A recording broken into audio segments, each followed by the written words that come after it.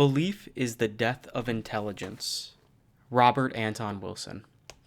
In a world full of AI, internet slop, and propaganda, critical thinking is something that I feel is an important topic to talk about today. Something that most people aren't really aware of is there's actually an old, well-defined system for how to think effectively. It's called the Trivium. It's been around for a long time, and it's generally been taught to the upper classes of society or the free classes, aka not the slaves.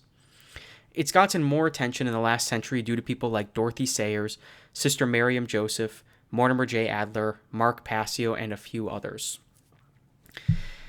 In her book, The Lost Tools of Learning, Dorothy Sayers states, "The whole of the Trivium was in fact intended to teach the pupil the proper use of the tools of learning, before he began to apply them to subjects at all.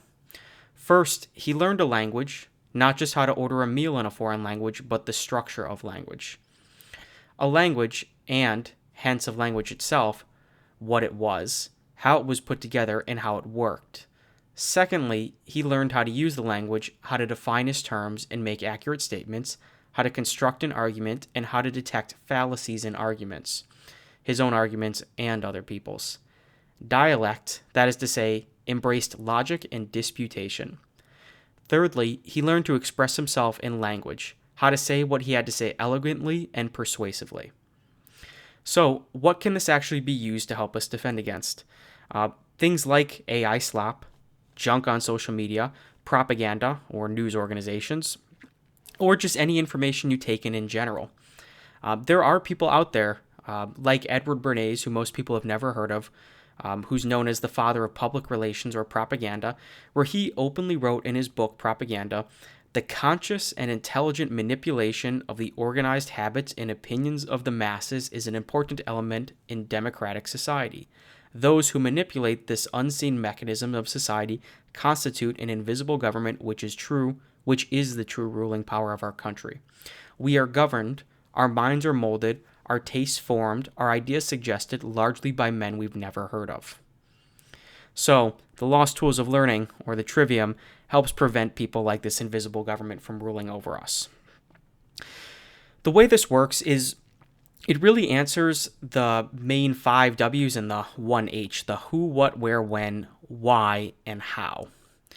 Each of these steps actually has to go in order. This is broken into 3 steps called grammar, logic, and rhetoric. Sometimes this is also called knowledge, understanding, and wisdom, or the modern way of saying it might be input, processing, and output. Once again, you have to go in order. You cannot go out of order for this, and you'll see why as I go through each one of these stages. The first stage is the grammar stage, or knowledge or input stage. It's where you gather in an eclectic array of information, a large body of it from all different types of sources. This really answers the who, what, where, and when of questions you're asking about it. It's the building blocks that you need to start assembling, or that you need to gather to start assembling. If you fail to do this, you're really setting yourself up for failure because you can't analyze what's going on after, you can't act upon it. You really do shoot yourself in the foot if you don't go and gather enough information, and that can be a lengthy process. In his book, How to Read a Book, Mortimer J. Adler, who wrote about the Trivium, posed 2 questions that help you think about this when you're going through information. Number 1, what is the book about as a whole? What is the leading theme? How does the author develop it? And how do they do it in an orderly way that's that you can follow? Then it's what is being said in detail and how. What are their main ideas, assertions, and arguments that constitute the message? After you go through this stage, which again is vitally important, you can move on to the logic stage, or the understanding or processing. Simply put, this is thinking without contradictions. You answer the why here. There's actually 3 subcomponents of this to think about. The first one is filtration, the second is correlation, and the third is analysis. For filtration, this is super important, and you can find tons of books on this in general. It's pretty well out there. Logical fallacies. So a few of them that you've probably heard of or have seen others use are things like the ad hominem, where you attack the person's character instead of what they're saying. the appeal to emotion, where you're arguing for something with emotions as a way of avoiding arguing evidence or logic. There's the false dilemma, which is two exclusive and exhaustive options presented as the solution to a problem, when the solutions don't have to be either exclusive or exhaustive to answer it. The hasty generalization, where you're inferring something with too few instances to actually draw a conclusion. There's endless lists of them, and this is something that I will link below where you can go read all about it.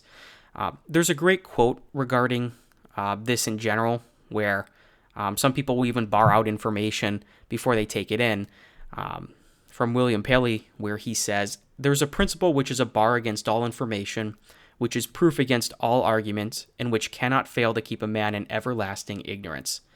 This principle is contempt prior to examination." Sometimes you'll also see people state this as condemnation before examination is the height of ignorance. Now, after you filter out for logical fallacies all the information you've gathered, you then have to go through the stage of correlating it to all the other things to see how they relate to each other. And finally, you actually have to analyze it to understand the reasoning behind it. In Mortimer's book, he really states this as, is the book true in whole or part? And it's really about making up what is it about, what's the argument, and then understanding the argument in your own mind. Finally, the last stage of this is the rhetoric, wisdom, or output stage. It answers the how, the last question. It's really the last question to think about when reading or taking in information after you go through grammar and logic or knowledge and understanding. What of it? Why does the author think it's important to know these things? And is it important for you to know them? What else follows? Or, as I like to think about it, what do you actually do with what you know now? Putting it into practice. That's what wisdom really is. As one person once wrote, "It is in the sacred and symbolical books that men will be judged, not according to their thoughts and their ideas, but according to their works. We must act in order to be." So an analogy to think of all of this in general is that of a computer, with the input where you're putting in information to the computer, the processing stage where it thinks about what it's going to do with it, and then the output where it shows you the result of it. I also like to think of the Trivium kind of as the older version of the scientific method. There's further things to go on and study about this too, like the Quadrivium, which talks about arithmetic, geometry, music, and astronomy, which really measures matter and ties it in with the mind, or the Trivium with matter. And these two components actually make up the 7 liberal arts in general.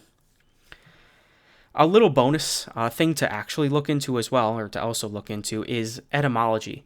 This is another little fun rabbit hole to go down, where it's really the study of the origin of words. So what I just talked about there is education, really what it's supposed to be in general. And the word education comes from educate, which means to lead out of darkness, or to lead out. I interpret it as out of darkness, which is really freeing your mind ultimately. That's the purpose of education. So learning this will turn you into someone who's an autodidactic or a self-learner, and I think that's really one of the most important skills to learn in this day and age. I'll close out with a quote from Jordan Maxwell. "Knowledge is power. The reason people have no power is because they have no knowledge. With the Trivium, not only can you obtain the knowledge, but you can obtain the power with it. You can put it into practice."